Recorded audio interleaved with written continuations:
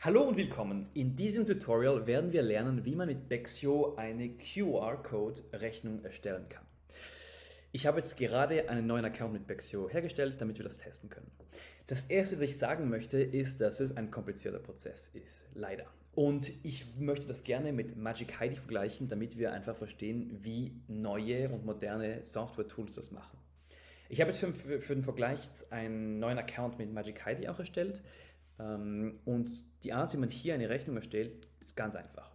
Hier haben wir schon eine Testrechnung, die wir einfach anschauen können. Und hier kann man einfach auf Generate PDF klicken. Das App ist natürlich auch in Deutsch verfügbar, aber da mein Computer auf Englisch ist jetzt diese Version automatisch auf Englisch auch. Und dann ist einfach die Rechnung gleich erstellt. In diesem Fall, weil es ja ein neuer Account ist, sind die Daten Testdaten. Hier sieht man einfach, alles ist Test.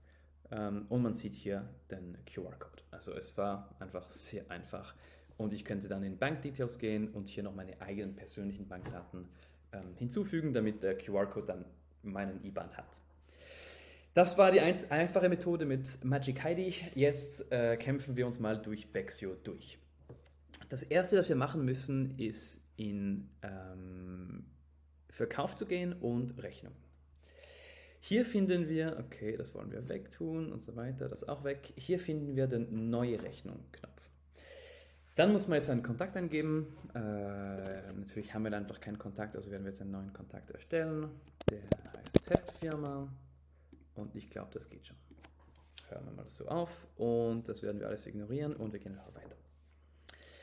Jetzt sind wir, tun wir das wieder weg, auf der Seite, wo man die Rechnung dann wirklich erstellt. Das heißt, hier kann man eine Beschreibung hinzufügen, einfach Consulting, Anzahl 1 und, genau, Einzelpreis 1000. Und dann sieht man den Preis, perfekt. Und jetzt könnte man noch einen Kommentar hinzufügen und so weiter. Man will mal einfach schauen, wie die Rechnung jetzt aussieht. Also drücken wir mal auf Rechnung drucken und das wird dann einen PDF kreieren. Leider sehen wir, dass dieser PDF halt kein QR-Code hat. Das heißt, das muss man noch einstellen. Und das ist leider nicht so einfach. Man muss ins Banking gehen und hier dann Kontodaten vervollständigen. Gehen wir hier hin. Dann muss man hier ein IBAN reinhauen. Ich habe hier ein Test-IBAN. Gehen wir zurück, tue ich da rein. Und dann kann ich einfach eine Straße hintun, sage irgendetwas. Und dann sage ich alles einfach weiter, weiter. Und hier, wichtig, muss man sagen, ja zum Einzahlungserscheinen. Und das ist eigentlich, was sie meinen mit QR-Code. Okay? So, und das haben wir. Und dann hier runter gibt es verschiedene Möglichkeiten, das werden wir uns jetzt nicht durchlesen, aber einfach speichern. Und jetzt können Sie zurückgehen zur Rechnung.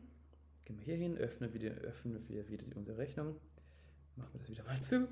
Und wenn wir jetzt auf Rechnung drücken, dann sehen wir hier die zweite Rechnung und die hat natürlich jetzt auf der zweiten Seite den QR-Code und den können wir dann verschicken.